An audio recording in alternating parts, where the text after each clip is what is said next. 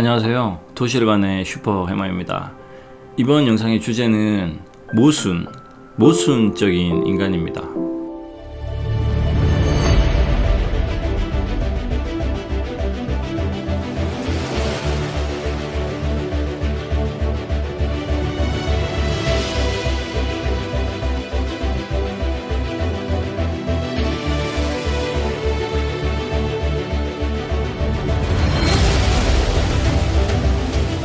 사회가 모순적이다 라는 얘기를 많이 하죠. 사회가 모순적이다 라는 말은 사회를 구성하는 우리 인간들이 모순적이다 라는 말과 이제 같은 말로 이제 봐야 되는 거죠. 이 모순적이다 라는 이 모순이 사실 우리가 해야 될 공부 중에 가장 중요한 공부 중에 하나입니다. 어떻게 보면 우리가 종교를 가지고 종교 공부를 하고 뭐 진리를 찾고 또는 뭐 어떤 인문고전을 읽고 하는 그런 공부 중에 근본적으로 가장 크게 해야 될, 그러니까 가장 깊게 중요하게 해야 될 공부 중에 하나가 바로 이 나의 모순을 찾는 공부거든요. 우리가 이 마음 공부를 할 때 핵심적으로 해야 될 게 바로 나의 모순을 스스로 공부해서 인지하고 고치는 것이다. 이것이 가장 중요하다라고 이제 말씀을 제가 드릴 수 있습니다. 그래서 우리가 이제 살아가면서 우리 각자가 받는 고통이죠. 고통의 거의 절반 이상은 나의 모순 때문에 일어난다라고 보시면 될 것 같아요. 내가 받는 고통의 50%, 70%는 나의 모순 때문이다. 결국 이 모순을 우리는 어떤 식으로든 인지를 하고 뜯어 고쳐야 된다라는 결론이 이제 되는 거죠. 이 모순을 이제 사전적 의미를 찾아보면 창과 방패라는 뜻으로 말이나 행동의 앞뒤가 서로 일치되지 아니함 이렇게 나옵니다. 그러니까 말과 행동이 맞지 않는 것을 이제 모순이다라고 얘기를 하죠. 우리가 이제 위선적이다라는 말도 위선적인 사람들도 보면 이제 거짓말을 잘하기 때문에 말과 행동이 일치하지 않는 것을 우리가 위선적인 사람이라고 얘기를 하는데, 위선적인 사람, 가식적인 사람, 이런 모든 사람들을 통틀어서 상위로 놓고 봤을 때 이런 것들을 모순적이다, 모순적인 사람이다 라고 봐야 되는 거죠. 왜 인간이 이 모순적이냐, 간단하게 이제 결론부터 내려보면 이렇게 되는 거죠. 나라는 사람에 대해서 잘 모르거나 애매하게 알고 있거나 그리고 인정을 하지 않거나 착각을 하는 것들을 이제 말하는 거죠. 나라는 사람에 집중을 하면 할수록, 그러니까 잘못되게 집중을 하는 거겠죠. 집중을 하면 할수록 나의 중심적이게 되면 될수록 모순적이다. 그리고 이런 것들이 어리석다, 무지하다, 지혜하고는 이제 거리가 멀다라고 이제 봐야 되는 거죠. 모순이라는 것은 순서로 치면 인지를 하고 이것을 뜯어 고쳐야 됩니다.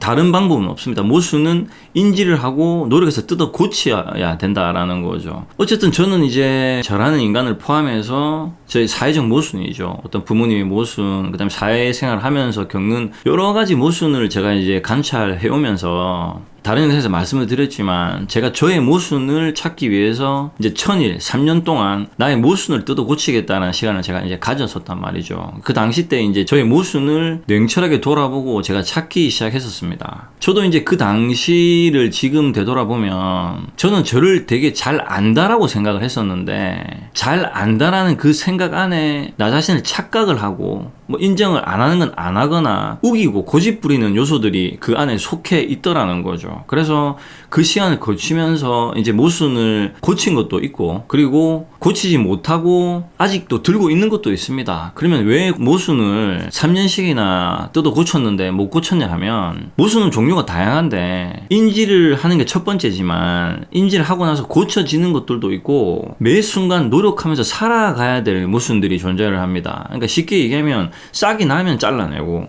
싹이 나면 잘라내는 매 순간 노력을 해야 되는 기질 같은 게 있다라는 거죠. 물론 뭐 이런 것들도 결국 이제 카르마라는 단어로 이제 종속이 되는데, 어쨌든 기질 중에 좀 강한 저의 기질이죠. 이런 기질들은 인지한다고 해서 고쳐지는 게 아닙니다. 이런 모순들은 지속적으로 계속적으로 노력을 해가면서 살아가야 된다라는 거죠. 인지한다고 해서 고쳐지는 게 아니라는 겁니다. 어쨌든 모순은 몰라야 모순입니다. 인지를 하고 알면 더 이상 그것은 모순이라고 볼 수가 없는 거죠. 우리가 이제 기질이라고 하죠. 참 저 사람은 기질이 세다 하고 우리가 기질이라는 단어를 쓰는데, 모순적이다라는 말이 나의 기질이 어떤가에 따라서 나온다라고 이제 보시면 됩니다. 이제 그렇게 생각을 하시면 되는데, 이 사람의 기질이라는 게 어릴 때, 젊을 때죠. 저도 저희 기준에서 지금보다 더 젊을 때죠. 젊을 때는 나의 기질이 그렇게 많이 안 나옵니다. 사람은 누구나가 이 기질, 성향이라는 걸 이제 가지고 태어나서 환경에 의해서 조금씩 형성이 되는데, 사람마다 기질이나 성향이 다 다르단 말이죠. 다 다른데,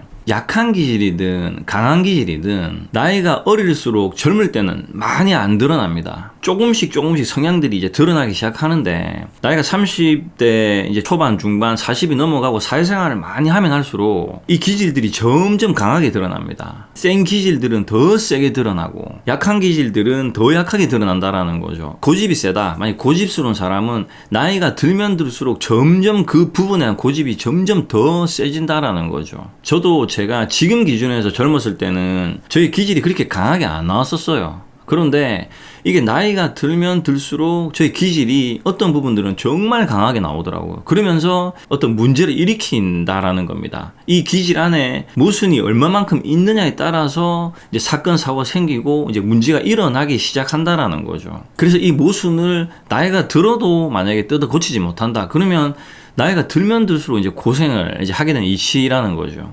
그리고 이 기질에 이제 어떤 게 플러스 알파로 작용이 되냐면, 우리가 이제 흔히 속된 말로 개똥 철학이라고 하지 않습니까? 뭐 인생은 이런 거다, 뭐 저건 저런 거다, 이렇게 자기 잣대로 판단을 해버리는 이런 개똥 철학들이 쌓입니다. 이게 쌓여서 나의 기질에 이 개똥 철학이 더해집니다. 더해지면서 이런 것들이 인격이 형성이 돼버리거든요. 더해지는 인격들이 나이가 되면 고차가 됩니다. 쉽게 예를 들면 이런 거죠. 우리가 뭐 초등학교 때, 이제 국민학교 때 찰흙으로 이렇게 뭔가를 만들지 않습니까? 그러면 찰흙을 맨 처음에 이렇게 찰흙에 네모나잖아요. 이 맨 처음에 찰흙을 빚을 때는 찰흙이 말랑말랑해요. 그래서 뭐 쪼개기도 하고 떼기도 해서 내가 만드는 원하는 형태로 모양을 이제 만들어내죠. 만들고 나서 이게 이제 햇빛을 받고 굳어져 버린단 말이죠. 이 찰흙이 굳어져 버려서 다시 변형을 시키려 하면 부서지거나 깨져 버립니다. 인간의 성격이나 기질이 이거랑 흡사합니다. 나이가 젊을 때는 좀 말랑해요. 말랑해서 좀 이렇게 누르고 문대서 고칠 수 있지만, 나이가 들어서 햇빛을 받아서 점진적으로 개똥 철학이 여기서 더해져서 인격이 형성돼 버리면 고차가 돼 버립니다. 그러면 부러지거나 깨진다라는 거죠. 안 변하는 겁니다. 그래서 사람이 이제 50, 60대가 넘어가서 본인의 성향과 기질, 이게 카르마를 바꾼다라는 것은 불가능하다라고 봐야 되는 거죠. 내가 모순적이든 아니든 나의 기질이죠. 잘못된 성향들을 고치려면 한 살이라도 어릴 때, 차로로 쳤을 때, 말랑할 때, 이럴 때 나를 고쳐야 되는 거지, 나이가 들면 고치기 힘들다, 고차가 돼버리면 굳어져 버린다, 그래 되면 고치기 힘들다. 그래서 이런 잘못된 어떤 사상이나 이념, 그리고 개똥 철학 같은 것들을 나의 주관으로 형성시켜 버리면 나이 들면 못 고친다라는 거죠. 그리고 이런 사람들이 이제 고집이 센 경우에는 대화가 안 됩니다. 자기 생각을 상대한테 납득을 시키기 때문에 대화가 더 이상 안 된다라는 거죠. 자, 이 모순을 봤을 때 모순적이다, 모순적이지 않다, 이제 이렇게 표현을 하는데, 모순은 이분법적으로 모순적이다, 모순적이지 않다, 이렇게 이분법적으로 나눌 수가 없습니다. 이게 무슨 말이냐면, 제가 이제 관찰을 해보고 수십 년 동안 공부를 해보고 사람을 이렇게 정말 많은 사람들을 관찰을 해봤을 때, 저를 포함해서 세상 모든 인간은 모순적입니다. 그런데 그 모순이 얼마만큼 정도의 차이는 있다라는 거죠. 이 모순이 가운데 기준으로 봤을 때 1로 가면 마이너스라고 이제 가정을 해보자는 거죠. 1로 가면 갈수록 모순적이다라고 봤을 때 1로 가면 갈수록 거의 정신질환에 가깝다라는 거죠. 스펙트럼이라는 게 있습니다. 정말 모순적인 사람, 덜 모순적인 사람이 있겠죠. 양변이니까. 그런데 이 전체 틀 안에서 모순적이다, 모순적이지 않다, 이렇게 나누기가 애매하다라는 거죠. 자, 이 스펙트럼에서 가운데 기준으로 잡았을 때 1로 가면 마이너스, 1로 가면 플러스라고 이제 가정을 해봤을 때, 가운데에서 1로 가면 갈수록 어떻냐면, 일단 본인이 모순적인지 아닌지 인지를 못합니다. 그런 게 관심도 없고 1로 가면 갈수록 심해지죠. 그리고 더 가면 갈수록 어떠냐면, 본인이 모순적이고 아니고를 떠나서 당연히 모순적이겠죠. 모순적인데 상대를 비방하고 상대를 탓합니다. 1로 가면 갈수록 심해집니다. 그 기질이. 그래서 1로 가면 갈수록 자기의 모순을 모르는 걸 넘어서서 어떤 문제가 생겼을 때 상대를 비방하고 공격하는 성격을 갖고 있다라는 거죠. 사회생활에 보면 이런 사람들 정말 많거든요. 그래서 어쨌든 일로 가면 갈수록 끝으로 가면 갈수록 어떻게 보면 이제 정신질환입니다. 정신적인 치료를 같이 받아야 되는 사람이라고 봐야 되는 거죠. 그리고 이 기준에서 일로 가면 갈수록 어떠냐면 자기의 모순을 인지를 합니다. 인지를 하고 고치고 모순이 이제 없는 쪽으로 가게 되죠. 이런 쪽 사람들과 이제 인간관계를 맺고 사회생활을 이제 많이 하게 되면 이쪽 사람들보다는 훨씬 더 살아가는 게 편해질 수밖에 없는 거죠. 이 사람들은 모순이 덜 하기 때문에 그렇거든요. 말과 행동이 일치한 부분이 많기 때문에 이런 사람들하고 인간관계를 했을 때 스트레스를 그렇게 받을 일이 그렇게 많지 않습니다. 자, 그러면 우리가 사회생활 하면 다양한 사람들이 있죠. 이런 스펙트럼이 있는데 나라는 사람은 이 스펙트럼 안에 어디를 살아가는가를 냉철하게 바라봐야 된다는 거죠. 내가 어디 부류에 속하는 사람인가. 내가 만약에 이 기준에서 여기에 속하는 사람이다. 내가 어울리는 사람들이 여기가 많다. 그러면 내가 그런 사람이 가능성이 높다라는 것을 알아야 된다라는 거죠. 나도 모르는 나의 모순을 내가 이만큼 갖고 있다가 된다라는 겁니다. 나의 모순이 얼만큼이냐에 따라서 여기에 살 수도 있고 여기에 살 수도 있고 여기에 살 수도 있다라는 겁니다. 그래서 어쨌든 이 모순이라는 것은 가장 중요한 첫 번째는 내가 나의 모순을 인지하고 있는가 하지 못하고 있는가. 모순이라는 것은 몰라야 모순이라고 말씀을 드렸지 않습니까? 모르기 때문에 모순인 거거든요. 알면 모순이 아닙니다. 그래서 상대가 너 이런 게 좀 모순적인 것 같아, 좀 이상한 것 같아 라고 얘기를 했을 때 아 그래 내가 그런 게 좀 문제가 있지 라고 인지한 사람들 이렇게 받아들이거든요. 그런데 모순인데 모르는 사람들은 화를 냅니다. 너는 이런 문제가 있는 것 같아 라고 얘기를 했을 때 나는 그런 거 아닌데 라고 화를 낸다라는 거죠. 이제 그것을 모순이라고 어쨌든 하는 겁니다. 그래서 결론적으로 내가 이 모순을 인지하고 있는가 인지하지 못하는가 이것이 모순을 고치기 위한 첫 번째가 된다라는 겁니다.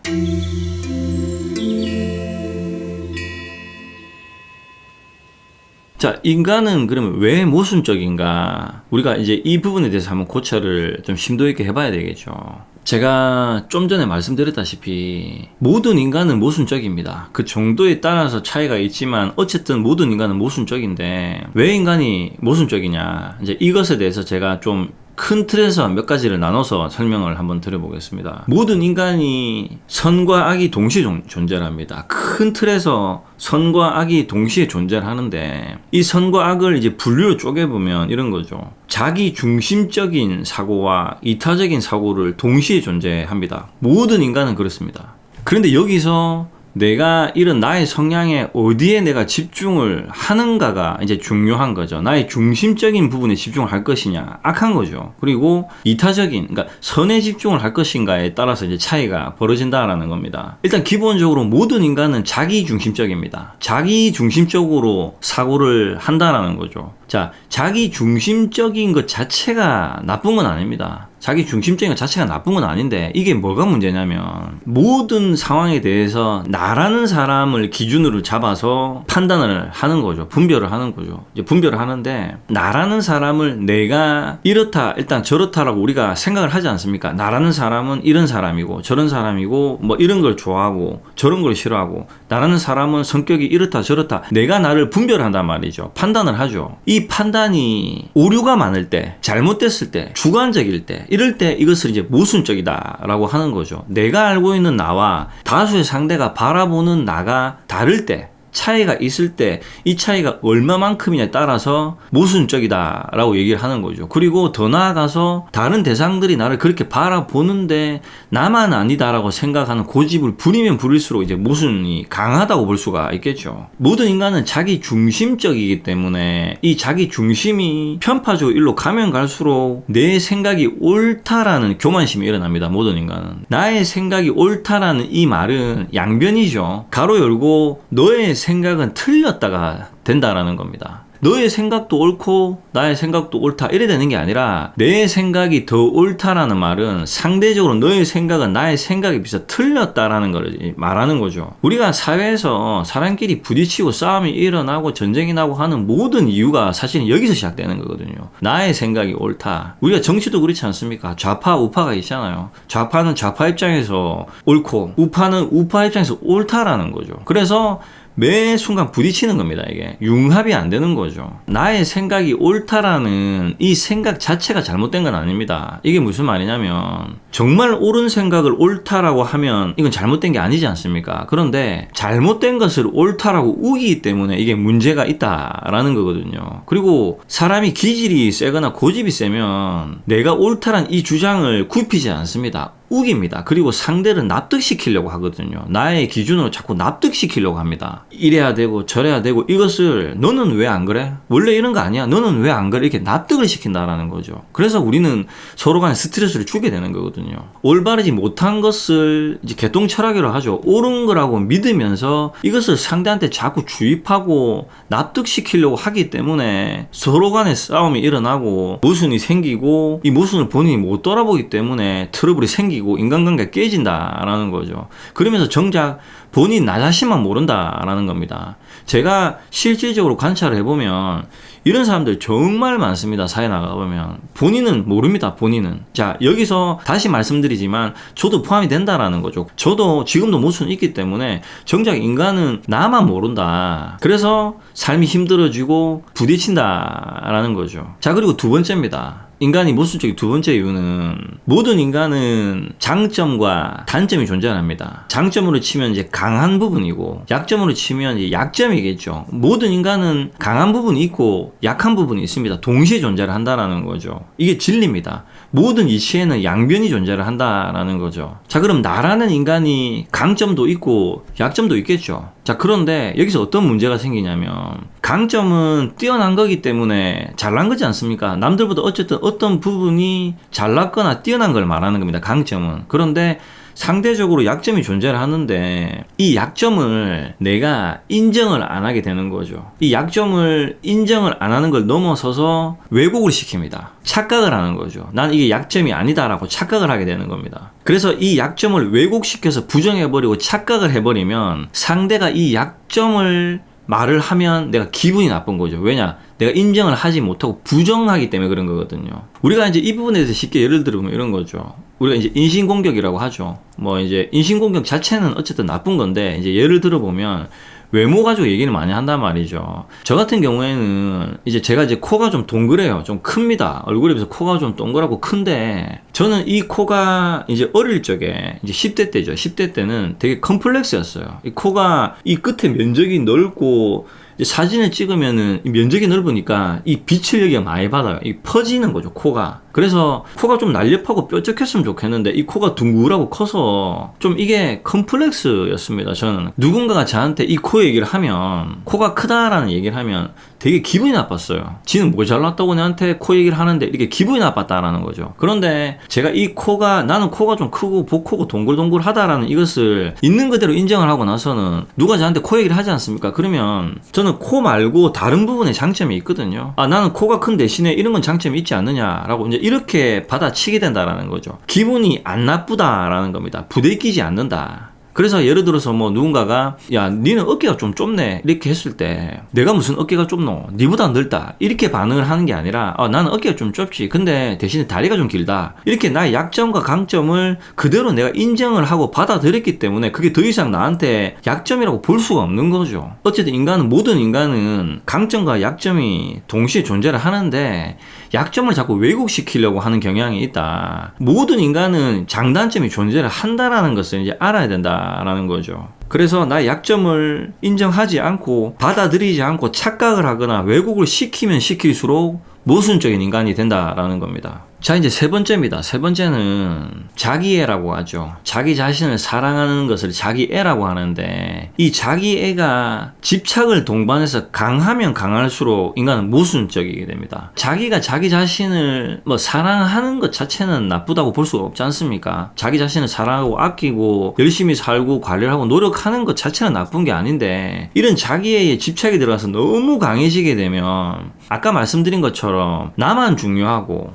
상대는 안 중요하는 마음이 일어난다라는 거죠. 이게 강하면 강할수록 나는 옳고 상대는 틀렸고, 나는 멋지고 상대는 별로고, 내가 상대보다 더 나아야 되는 이런 이제 집착들이 일어난다라는 겁니다. 이런 집착들이 많이 일어나면 일어날수록 모순적이다라고 이제 이렇게 봐야 되는 거죠. 자기가 강하면서 앞뒤가 맞지 않은 모순을 갖고 있는 사람들은 어떤 문제가 생겼을 때 자기만 쏙 빼놓고 어떤 환경을 판단해버리는 습성이 있습니다. 그래서 이런 사람들은 특징이 어떠냐면 모든 문제를 이 사람 탓으로 다 돌려버립니다. 왜곡시키는 거죠. 어떤 정보값을 왜곡시켜버리는 겁니다. 보통 사회생활 하면 어떤 문제가 생겼을 때 법적으로 소송을 하지 않습니까? 우리가 뉴스를 보면 연예인 문제, 뭐 정치인들 이렇게 보면 법적으로 막 소송을 하잖아요. 근데 쌍방간의 얘기를 들어보면 잘못한 사람이 없습니다. 내용을 들어보면. 그래서 이제 자료를 가지고 증거를 가지고 이렇게 법적으로 진행을 하는 거죠. 옳고 그름을 가리는 겁니다. 우리가 사회생활 해보면 실제로 이런 것들이 꼭 법적으로 가리지 않더라도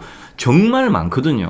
나라는 사람을 쏙 빼버리고 이것을 해석을 해서 이 사람이 저렇다, 저 사람이 저렇다 하면서 사회 탓, 남 탓을 해버리는 거죠. 그러면서 탓을 하면서 동시에 상대를 비방을 하고 공격을 합니다. 이런 모습을 갖고 있는 사람들이 내 주위에 있으면 정말 피곤하거든요, 사는 게.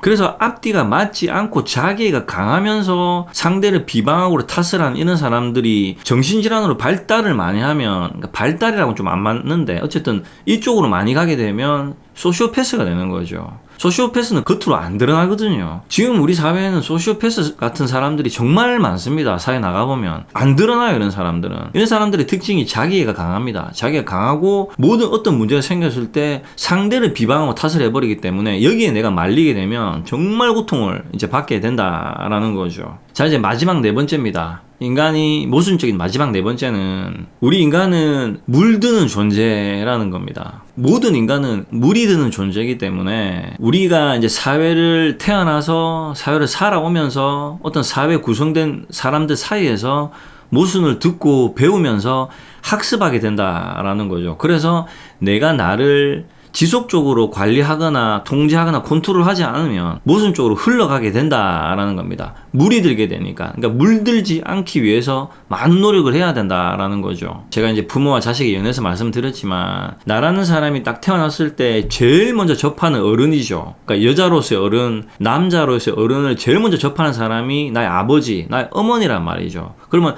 나의 아버지와 나의 어머니가 어떤 모순을 갖고 있느냐를 맨 처음에 흡수를 하게 됩니다. 보고 듣게 되죠. 무의식에 그대로 다 들어가게 됩니다. 그리고 나이가 들면서 이제 친구를 사귀고 이러면서 인간관계를 하죠. 그러면서 또 어떤 모순들을 보고 배우게 된다라는 거죠. 그래서 제가 이제 인연법에서도 말씀드렸지만 인연법에 의해서 그대로 부모의 환경을 닮아서 부모처럼 살게 될 확률이 높게 되는 것을 이제 카르마라고 말씀을 드렸는데 내가 이런 카르마가 싫으면 나를 지속적으로 통제하고 지속적으로 나를 바꿔야 된다라는 거죠. 사실 근데 이게 말처럼 이렇게 쉬운 문제는 아닙니다. 어쨌든 설명은 드려야 되기 때문에 우리는 물들기 때문에 사회 모순을 받아들여서 흡수를 해서 나의 무의식이 계속 넣게 된다. 그래서 나도 모르게 나의 인격이 그렇게 형성돼 버린다라는 거죠. 이렇게 형성이 되면 아까도 말씀드렸다시피 모른다. 나의 모순을 내가 모른다라는 거죠. 그리고 모순이 아니다라고 착각을 일으킨다라는 거죠. 상대의 모순만 모순이다라고 지적질을 하고 나대고 뭐 잘난 체를 하고 내가 갖고 있는 모순을 내가 인지를 못하는 상황이 이제 벌어진다라는 거죠. 그래서 환경이 꼬이고 사건 사고가 나이가 들면 들수록 터지면서 인생이 계속 힘들어지는 겁니다.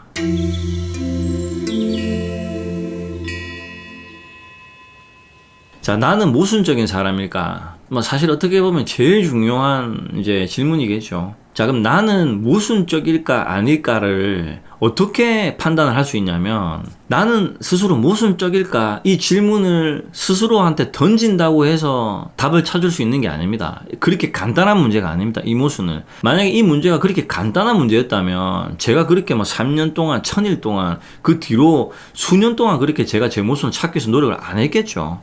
절대로 그렇게 해서 찾을 수 있는 게 아닙니다. 그러면 이 모순을, 나의 모순을 어떻게 하면 그러면 구분할 수 있느냐. 제가 이제 사람들을 만나보면 이렇게 말을 하는 사람들이 있습니다. 나는 사람들과 관계도 괜찮고 인간관계도 괜찮고 나름 뭐 잘 해왔다고 생각을 하고 나름 뭐 사람 사이에서 큰 트러블 없이 잘 살고 잘 지내왔다고 생각을 한다라는 이렇게 말을 하는 사람들이 있어요. 자, 100% 자기 기준이죠. 자기 주관적 자기 기준이란 말이죠. 저의 성격 중에 하나가 상대를 파고들어서 빈틈을 파고들어서 이 사람의 무슨 문제점을 잘 파고듭니다. 제가 이제 사람을 관찰을 잘한다고 했죠.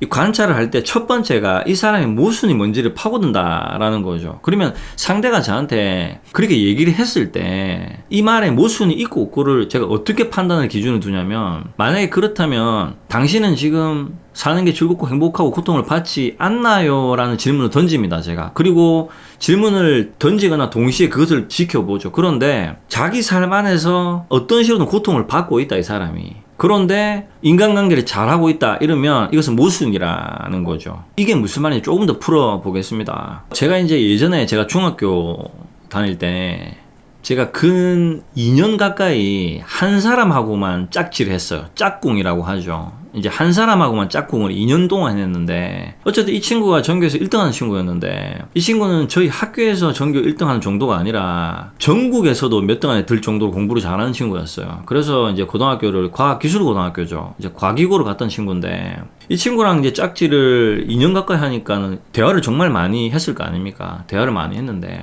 이 친구는 특징이 어땠냐면, 본인이 시험을 딱 치면 정확하게 틀린 게 몇 개인지, 모호한 게 몇 개인지를 정확하게 알고 있더라고요. 보통 우리가 이제 시험을 치면 두루뭉실하게 얘기를 하거든요. 좀 잘 친 것 같다 이번에는, 아니면 뭐 좀 이번엔 시험을 좀 망친 것 같다, 이렇게 좀 두루뭉실하게 얘기를 한단 말이죠. 그러면 두루뭉실하게 우리가 얘기를 하는 이유가 뭐냐면, 사지선다형에서 모르는 것을 그냥 내리 찍은 게 있을 때 우리가 재수가 좋으면 잘 칠 거고 재수가 나쁘면 점수가 낮게 나올 거라는 이렇게 애매모호하게 판단을 한단 말이죠. 그런데 이 친구는 완전히 다르더라고요. 이 친구는 예를 들어서 30문항 중에 한 개는 정확하게 틀렸고 한 개는 애매하다, 항상 이렇게 얘기를 하더라고요. 그러니까 대부분의 점수를 만점을 받는 친구였는데 틀리면 그렇게 얘기를 하더라고요. 그래서 다 맞출 때는, 만점을 받을 때는 다 맞췄다 라고 얘기를 하더라고요. 그러니까 객관적으로 정확하더라는 거죠. 자, 이 얘기를 제가 갑자기 왜 해드리냐면, 우리는 왜 모순적이냐면 우리 자신을 모호하게 판단을 주관적으로 내려버립니다. 그래서 제가 말씀드렸죠. 어떤 사람이 나는 뭐 인간관계 문제없고 사람들하고 잘 지내는데 이렇게 얘기를 한단 말이죠. 그렇게 사람들하고 잘 지내면 삶에서 고통받는 요소가 뭐 많이 없나요? 했을 때 아니요, 나는 고통을 받습니다, 이러면 앞뒤가 안 맞다라는 거죠. 이게 모순이라는 겁니다. 그래서 이제 결론적으로 말씀을 드려보면, 나의 환경에서 내가 어떤 부분에 부대끼는가, 어떤 부분이 내가 부딪히는가, 어떤 부분이 나의 성격이 뭐가 나서,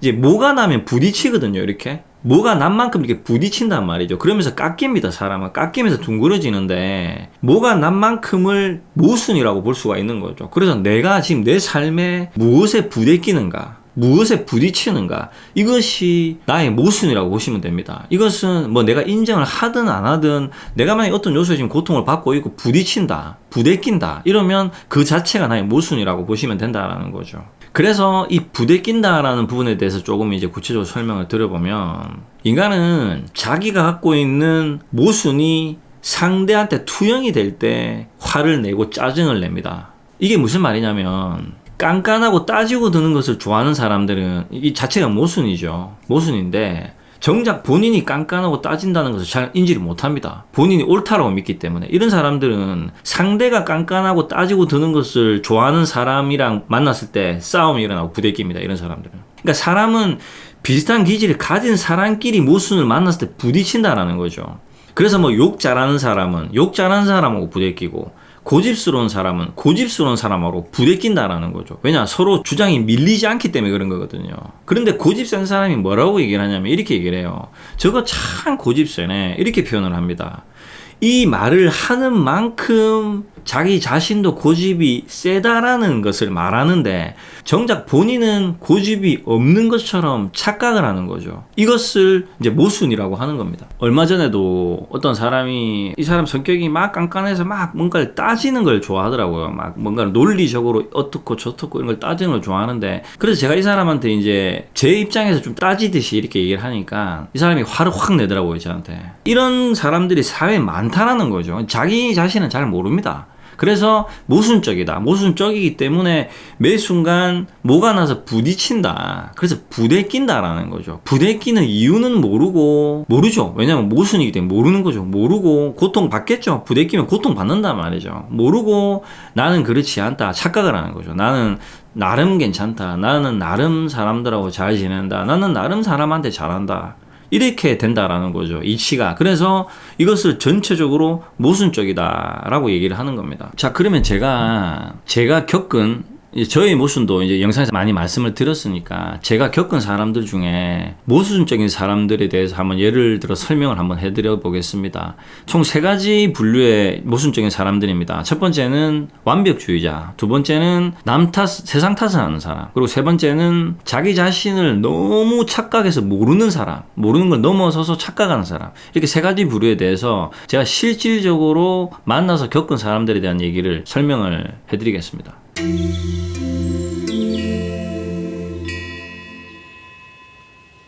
자, 첫 번째는 완벽주의자입니다. 완벽주의자인데 우리가 보통 이제 완벽하다, 완벽주의자다 이런 말을 하죠. 이런 얘기를 하는데 사실 인간이 완벽하다라는 기준은 없습니다. 그건 인간이 만들어낸 기준인데 제가 이제 디자인의 법칙을 설명을 드렸죠. 인간이 노력할 수 있는 것은 운에 비하면 지극히 그 비율이 작습니다. 그런데 인간이 교만하기 때문에 완벽하다라고 생각을 하거든요. 내가 완벽주의자다라고 생각을 하는 이 기준은 아까 말씀드린 것처럼 나의 방식이 옳다라는 기준이 강하기 때문에 그렇습니다. 그래서 내 계획대로 실천이 했을 때 이게 내 계획대로 흘러가야 된다라는 거죠. 이것 자체가 엄청난 모순이고 오류라는 거죠. 인생은 계획대로 되지 않습니다. 그래서 제가 다른 영상에서 말씀을 드렸죠. 인생은 내 계획대로 되지 않는다라는 생각을 가지는 것 자체, 그러니까 겸손한 자체가 지혜로운 거라고 말씀을 드렸죠. 그런데 나이가 어리면 어릴수록 또는 무지하면 할수록 어리석으면 어리석을수록 내 계획대로 된다라고 착각을 일으킨다 말이죠, 인간은. 그래서 완벽주의자다라는 얘기를 합니다. 자, 그러면 이런 사람들은 완벽하다라는 것은 없다라는 것을 깨달아야 되기 때문에 매 순간 부딪히고 이제 깨지게 돼 있다라는 거죠. 대장의 이치가 그렇게 교육을 시킨다라는 겁니다. 제가 예전에 이제 저희 회사에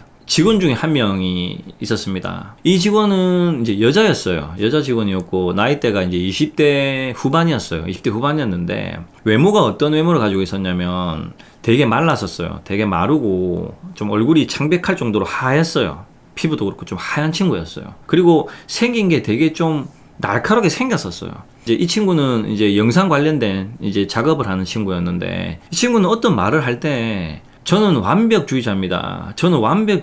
이 말을 되게 작게 하더라고요. 뭐 술자리에서도 그렇고 일을 할 때도 그 얘기를 자주 하는 거예요. 저는 완벽해서 제가 너무 스트레스를 받아요. 이 말을 하는 거예요. 보통 20대 후반이면은 사회 경력이 그렇게 많지 않거든요. 보통 뭐 여자분들 같은 경우에는 남자는 이제 군대를 가기 때문에 여자분들은 보통 뭐 3년, 길면 4년 정도 되는데 보통 우리가 어떤 분야에 뭐 3, 4년을 가지고 경력이 많다라고 하진 않습니다. 보통 한 분야의 경력을 제대로 발휘를 하려면 최소 한 분야에 10년, 그러니까 1만 시간의 법칙이라는 말이 있거든요. 최소 10년의 시간을 보내야 어떤 분야에 좀 전문가다라는 말을 이제 할 수가 있는데 어쨌든 이 친구는 경력이 3년 정도밖에 안 되는 친구였는데도 자꾸 완벽하다 이런 말을 자꾸 본인이 하는 거죠. 일처리 능력이 제가 봤을 때는 현저히 떨어지는데도 불구하고 그런 말을 자꾸 내뱉는 거죠, 본인이. 한 6개월 정도 회사를 다니다가 이제 저한테 왔더라고요. 저한테 찾아와서 이제 저한테 이제 상담을 요청을 하는 겁니다. 그래서 회사를 이제 퇴사를 하겠다 하는 겁니다. 퇴사를 하겠다 이 말을 하면서 울더라고요. 막 울면서 힘들어서 일을 그만둬야 되겠다 얘기를 이제 해서 제가 이제 물어봤죠.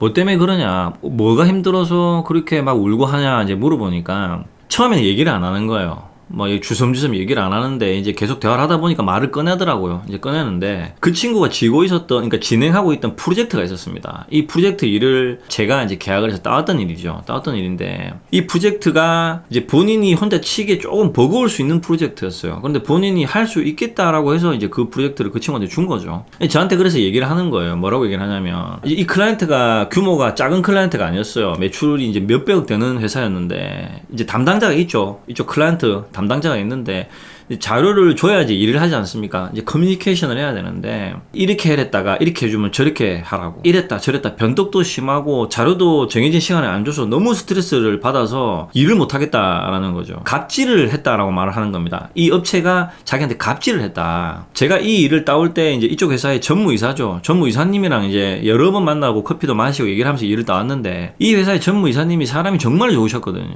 그래서 제가 전무이사님이 직접적으로 일을 하신 건 아니죠. 이제 그쪽 관련된 담당자가 일을 했겠죠. 좀 의아스러웠습니다. 처음에는. 이제 화가 나는 거예요. 그런데 화가 났죠. 왜 화가 났냐면 아니 아무리 뭐 갑이지만 그 남의 직원을 갖다 그렇게 눈물까지 흘리게 해서 퇴사까지 하게 되니까 제가 이제 화가 나더라고요. 그래서 제가 전무님한테 전화를 했어요. 전화를 해서 아니 전무님 뭐 돈도 돈이고 다 좋은데 팀원 중에 한 명이 지금 너무 힘들어서 일하다가 부대 껴서 회사를 그만두겠다 한다. 뭐 아무리 돈도 좋고 일도 좋지만은 그 너무 갑질한 거 아니냐 이렇게 좀 따졌습니다. 제가 좀 화가 나서 저희 직원이 이제 힘들어하니까. 그러니까 전무님이 사람이 되게 좋으세요. 그래서 미안하다. 본인이 좀 이제 팀원들한테 다시 한번 얘기를 하겠다. 그런 일 없도록 하겠다. 좀 얘기가 잘 됐어요. 어쨌든 이 친구는 이제 퇴사를 했죠. 너무 힘들다 해서 어쨌든 나가고 이 친구가 진행하는 프로젝트를 제가 이제 인수인계를 받게 됩니다. 제가 이제 이 프로젝트를 진행을 하게 되는데 저는 이제 이 분야만 10년, 15년 이상 경력을 갖고 있기 때문에 베테랑이죠. 그래서 이 프로젝트를 받아서 이 프로젝트를 이제 이렇게 열어봤어요. 열어보니까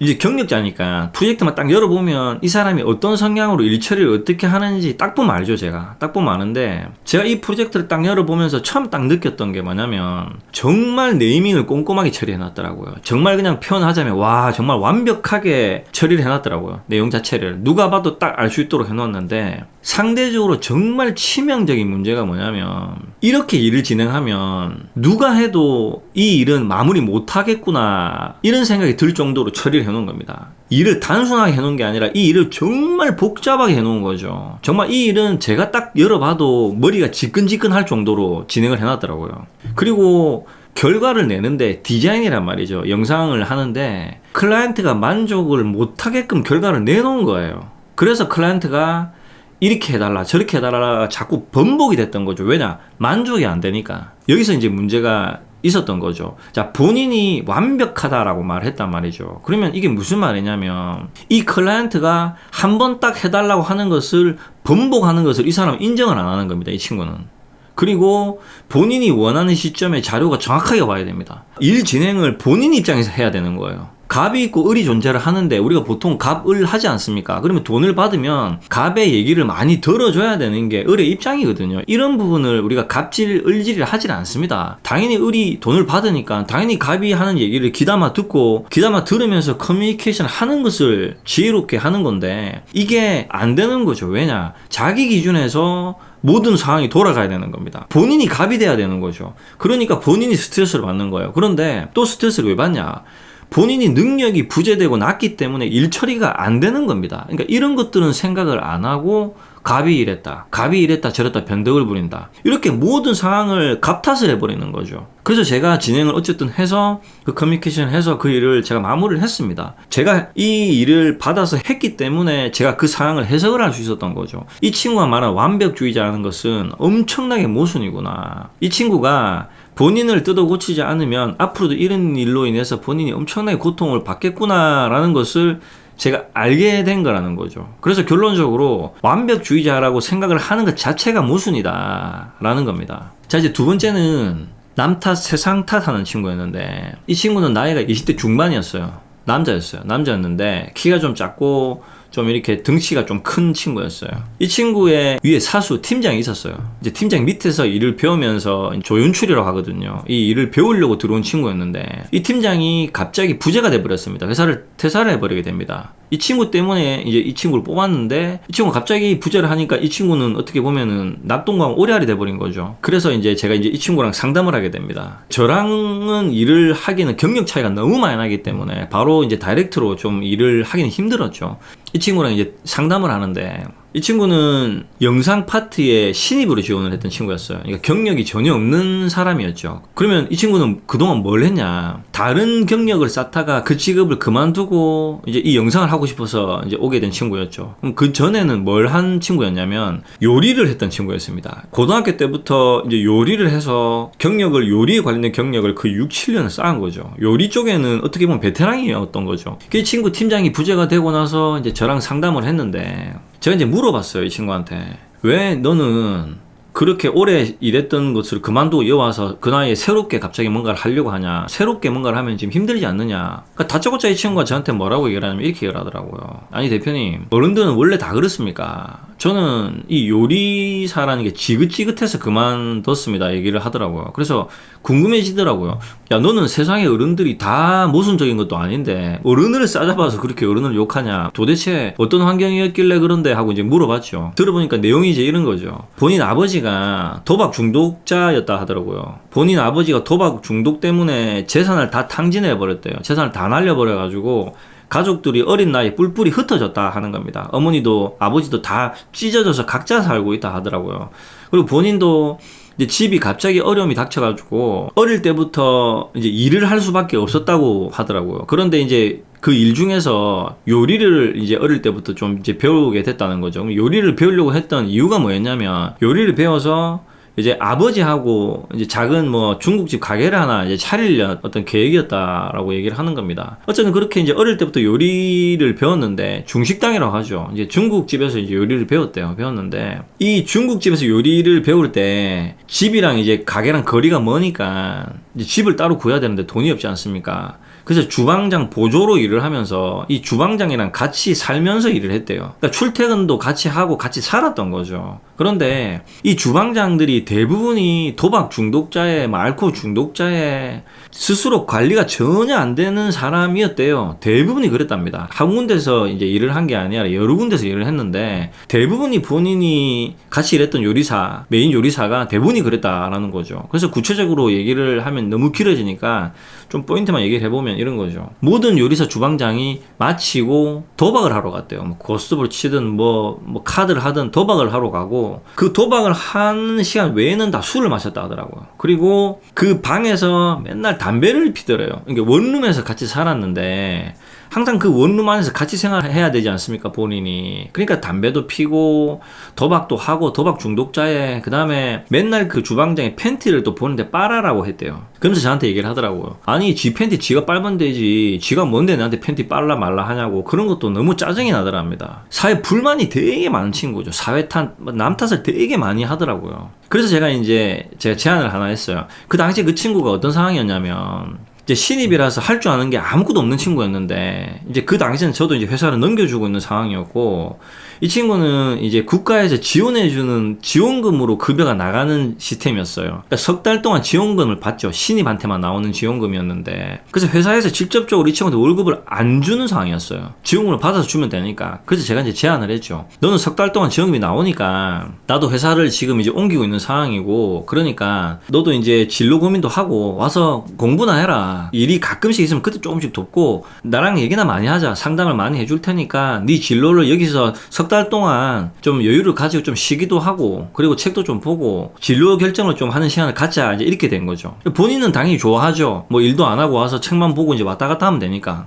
그러면서 이제 월급이 나오니까 이제 그렇게 석 달 동안 시간을 갖기로 하고 제가 이제 데리고 있었어요. 제가 이제 집에서 이제 그 나이 때 읽을 만한 책을 한 4-5권 줬죠. 이 책을 읽으면서 진로 고민을 한번 해봐라.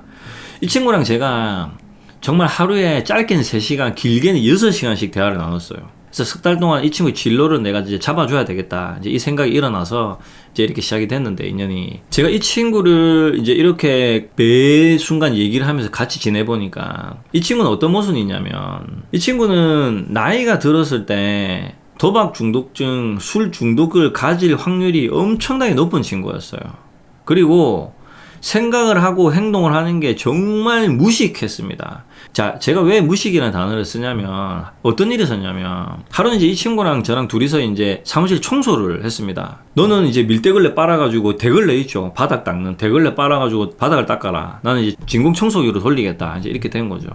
이제 이렇게 청소를 다 하고 나서 밀대걸레를 빨았으니까 이제 빨고 이제 말려놓고 저도 이제 정리정돈을 했죠. 화장실 가서 이제 손을 씻으러 갔는데 보통 이제 회사 빌딩 안에 화장실 가면은 세면대라고 해서 이렇게 동그랗게 세면대가 있지 않습니까? 손을 씻으러 갔는데 하나의 세면대가 누가 꾸중물이라고 하죠. 머리카락이랑 막 이런 꾸중물을 거기다가 버려가지고 이 세면대 물이 그 시커먼 꾸중물이 꽉 차 있는 거예요. 그런데 이 물이 막혀가지고 안 내려가고 있는 거예요.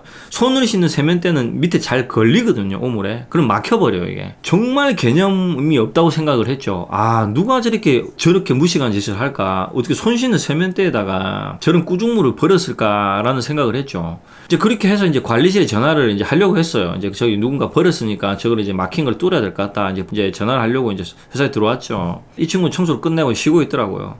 이 친구를 제가 싹 지나가는데 뭔가 느낌이 싸한 거예요. 그래서 제가 설마 네가 그 세면대 밀대걸레 빤 물 버렸냐 하니까 뭐라고 대답을 하냐면 예, 제가 버렸는데요. 정말 한치의 망설임도 없이 그렇게 단답형으로 일방적으로 대답을 하더라고요. 그래서 야 이놈아, 그 세면대에 네가 꾸중물을 버리니까 그게 지금 막혀있지 않느냐. 옆에 밀대걸레 빠는 공간이 따로 있는데 왜 거기다 그렇게 버렸어 하고 하니까 아니 그냥 버렸는데요. 이 말투 자체가 이런 거예요. 그냥 버렸는데요. 그러면 지금 막히면 저 누가 뚫는데? 뭐 관리실에서 뚫겠죠. 이렇게 얘기를 하는 겁니다. 말투가 제가 따라하자면 그런 거죠. 그래서 정말 뭐라 했어요. 야 이 무식한 놈아, 옆에 걸레 빠는 데가 있는데 괜히 걸레 빠는 데가 있는 게 아니다. 그리고 거기는 밀대걸레는 머리카락이랑 그 먼지가 얼마나 많은데 그게 뒤섞여서 밑에 막히지 않느냐. 그럼 그런 생각을 안 하냐. 뭐 거기까지 생각 못 했는데요. 이렇게 얘기를 하는 거예요. 야 빨리 가서 그거 꾸중물 퍼내고 오물 빼라. 관리실에서 오면 혼난다 라고 얘기를 했어요. 그러니까 투벅투벅 걸어가서 하더라고요. 그리고 이 친구는 일이 마치면 술을 작게 마시는 겁니다. 그러니까 본인이 봤던 환경이랑 똑같은 생활을 하고 있고 그게 속도가 이제 가속도가 붙고 있는 거죠. 그리고 대화를 하다가 이제 얘기를 들으면 그런 거죠. 주위에 친구들이 대부분 다 요리사라고 하더라고요. 대부분 다 요리사인데 친구들이 대부분 다 가상화폐라고 하죠. 비트코인 이런 걸 하던가 아니면 도박을 한대요, 친구들이. 그래서 내가 물어봤죠. 그럼 너도 같이 도박을 하냐 하니까 아 저는 도박 안 합니다 이렇게 얘기를 하는데 주위에 친구들이 다 도박을 한다라는 것은 본인도 도박을 할 확률이 높다라는 거지 않습니까? 그런데 이 친구가 생활하는 것을 일거수일투족으로 제가 옆에서 지켜보고 대화를 정말 수십 시간 수백 시간 해보니까 본인이 그런 성향을 갖고 있더라는 거죠. 모순인데 본인만 모르더라. 그리고 어른 탓, 사회 탓, 남 탓을 하고 있더라는 겁니다. 너도 하는 꼬라지를 보니까 너도 나중에 술 마시고 도박할 확률이 딱 높다. 너도.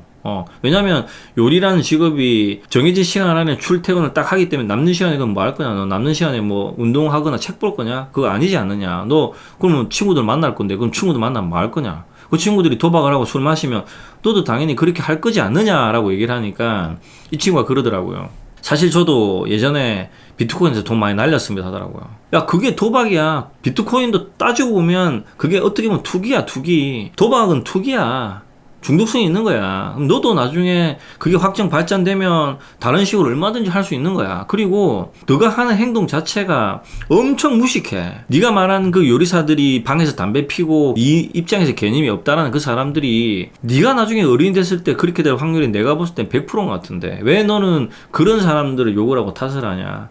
어쨌든 그 사람들은 나한테 요리도 가르쳐주고 밥도 먹여주고 잠도 재워줬지 않느냐. 그러면 감사하게 생각을 해야지. 네가 그런 사람이니까 그런 사람 만나는 건데 왜 니는 그런 사람들을 싸잡아가지고 어른들은 다 그래요 이렇게 얘기를 하냐. 요즘에 요리사가 얼마나 스마트하고 깨끗하고 깔끔하고 똑똑해야 되는데 네가 만난 요리사는 왜 그런지 모르겠지만 네가 그러니까 그런 사람 만났겠지. 너도 나중에 나이가 들면 그럴 확률이 엄청 높다라고 이렇게 이제 인지를 시켜줬죠.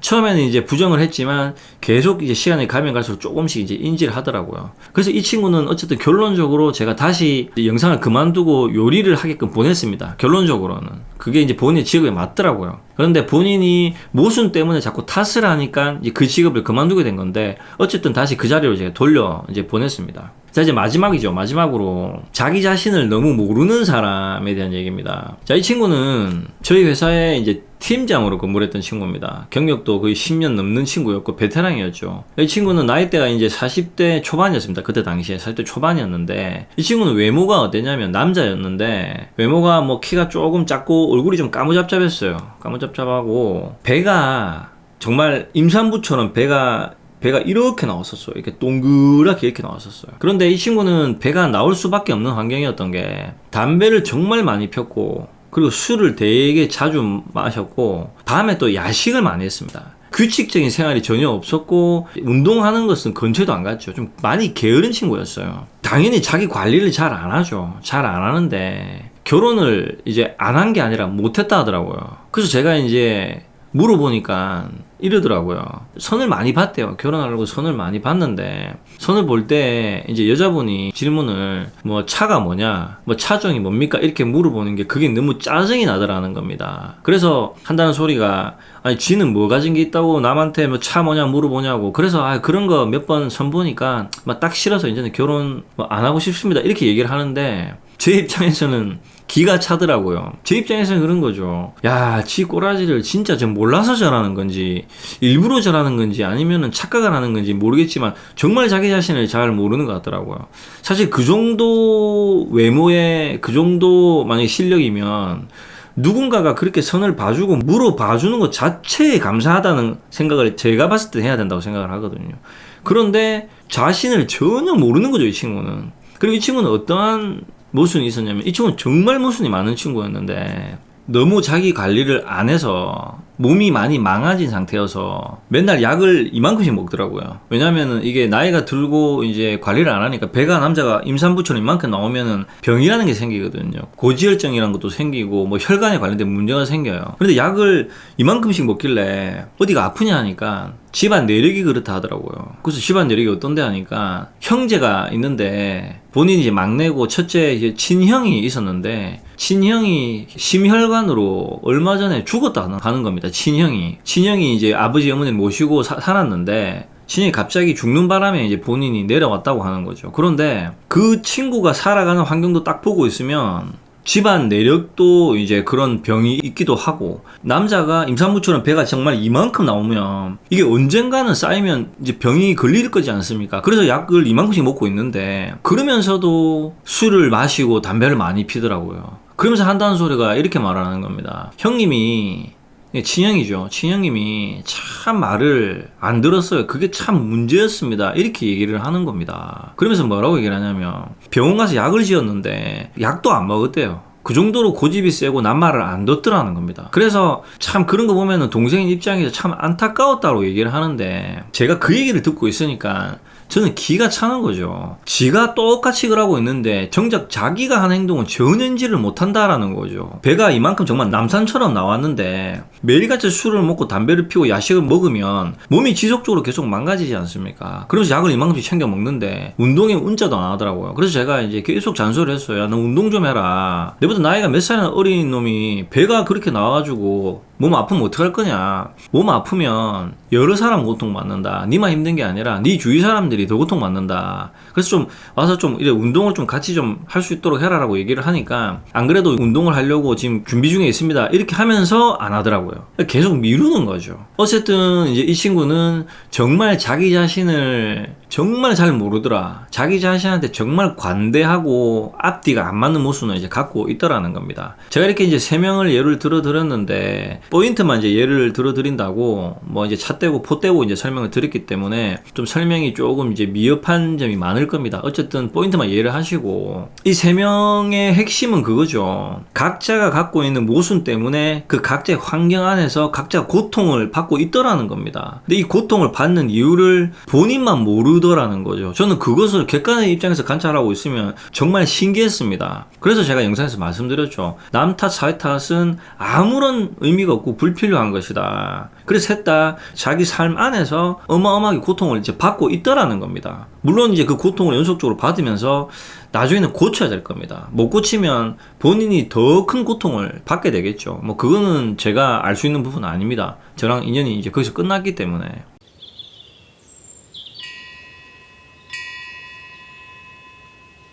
자, 제가 이제 이 모순에 대해서 좀 결론적으로 말씀을 한번 드려보겠습니다. 자, 인간이 모순적인 것은 제가 이제 구체적으로 설명을 드렸죠. 나라는 사람의 기준, 자기 중심적으로 판단을 해서 내가 옳다라는 기준을 매겨서 상대를 탓하고 상대를 비방하고 나는 그러지 않다라는 내로남불이죠. 나는 괜찮고 남이 안 된다는 이 기준을 가지고 잣대를 가지고 싸움이 일어나고 트러블이 생긴단 말이죠. 그런데 이런 모순을 돌아보지 못하고 고치지 못한 상태에서 어떤 철학적인 것들을 자꾸 공부를 하고 지식을 파고드니까 모순적인 형태에서 지식만 더해져서 더 큰 모순을 가지고 있는 사람은 형성돼 버린다는 거죠. 모순적인 사람이 똑똑하고 고집 센 만큼 이런 사람만큼 고통스러운 사람은 없거든요. 이런 사람은 정말 사람 피곤하게 합니다. 모순적이면서 앞뒤가 안 맞으면서 지식도 많고 자기 주장 강하고 이러면 이런 사람들이 모이면 절대로 융합 안 됩니다. 매 순간 자기 생각이 옳다라고 싸움만 일어나거든요, 이게.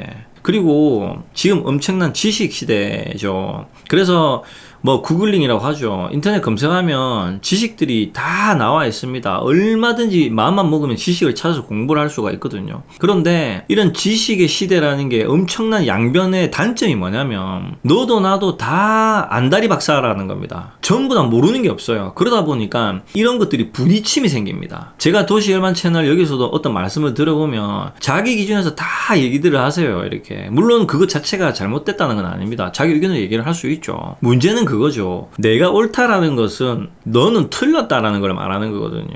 우리는 그런 서로 간의 편파적인 양변의 세계에서 각각이 편파적인 생각을 가지고 있기 때문에 이 모순 때문에 사회가 융합을 할 수가 없는 거예요. 융합을 못하기 때문에 인간관계가 제대로 잘 성립이 안 돼서 부대끼고 부딪혀서 모든 사람들이 다 괴로워하고 힘들어하는 거거든요.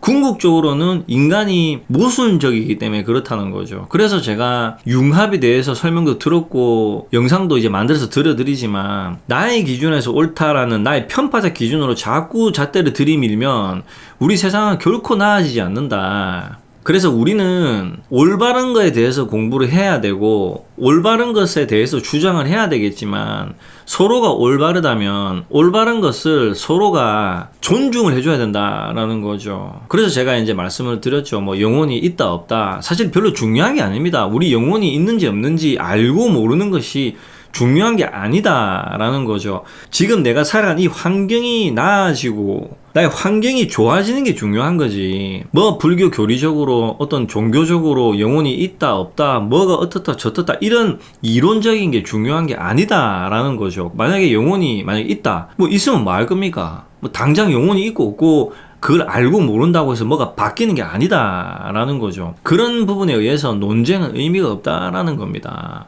제 살 깎아먹기고 에너지 낭비다라는 거죠. 그런데 제가 이제 그런 부분에 대해서 좀 따지듯이 말씀을 드리는 이유는 한쪽으로 너무 치우쳐졌기 때문에 그러면 안 된다라는 기준에서 말씀을 드리는 거예요. 있다 없다가 중요한 게 아니라 그러니까 유와 무가 한쪽이 중요한 게 아니라 유든 무든 그런 게 중요한 게 아니다라는 거죠. 그래서 융합이라는 것은 일단 내가 올바라야 되지만 내가 올바른 만큼 상대도 올바라야 되겠죠. 그리고 존중이 일어났을 때 융합이 일어나는 겁니다. 내가 옳다, 내가 옳은 만큼 너는 틀렸다라는 이 생각을 가지고 있고 동시에 내가 옳다라는 이 옳은 게 모순이 있다면 절대로 삶은 나아지지 않습니다. 모든 인간은 자기의 모습만큼 정확하게 환경이 빚어지고 정확하게 인연이 오게 되고 그 환경에서 정확하게 고통을 받고 있더라는 겁니다. 제가 관찰한 모든 환경은 그랬습니다. 그래서 내가 지금 나의 환경에서 어떤 부분이 부대끼냐 어떤 게 고통을 받느냐 이것이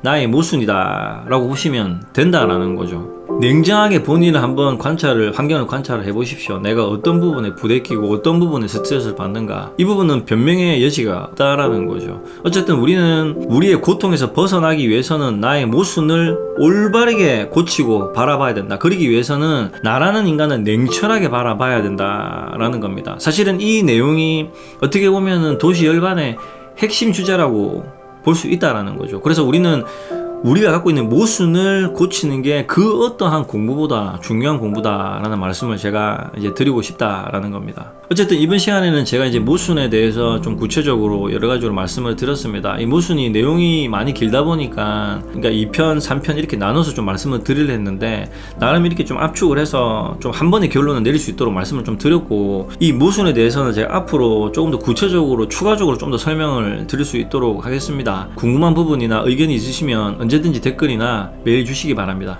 다음 시간까지 평안하시길 바랍니다.